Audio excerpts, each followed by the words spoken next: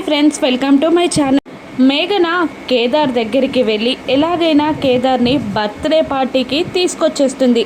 జగదాత్రి కేదార్ ఇద్దరూ కూడా మేఘన బర్త్డే పార్టీకి వచ్చేస్తారు. ఇక అక్కడ ఐజీ గారు ఒకవైపు మేఘనాని పెట్టుకొని మరోవైపు కేదార్ని పెట్టుకొని బర్త్డే పార్టీలో ఇలా అనౌన్స్ చేస్తూ ఉంటారు. ఒక మంచి రోజు చూసి నా కూతురికి కాబోయే భర్తని మా ఇంటి అల్లుడిని అనౌన్స్ చేయాలి అనుకున్నాను. ఈరోజు నా కూతురు బర్త్డే పార్టీ రోజునే నా అల్లుడిని అందరికీ ఇంట్రడ్యూస్ చేస్తున్నాను.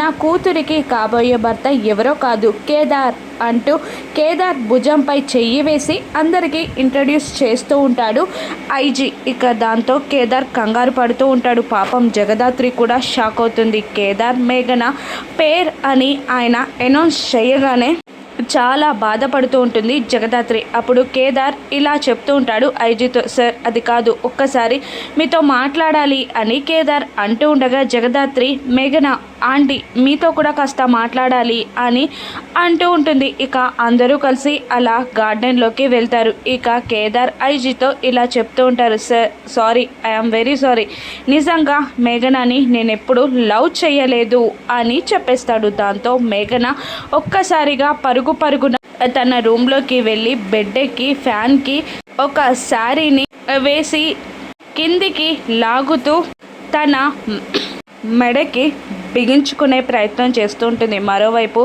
బయట కేదార్, దాత్రి, ఐజీ వాళ్ళ అమ్మ, మేఘన వాళ్ళ అమ్మ అందరూ కలిసి మేఘన అంటూ డోర్ బాదుతూ ఉంటారు. ఇక మేఘనకి ఏం కాకుండా దాత్రి కేదార్లు కాపాడగలరా?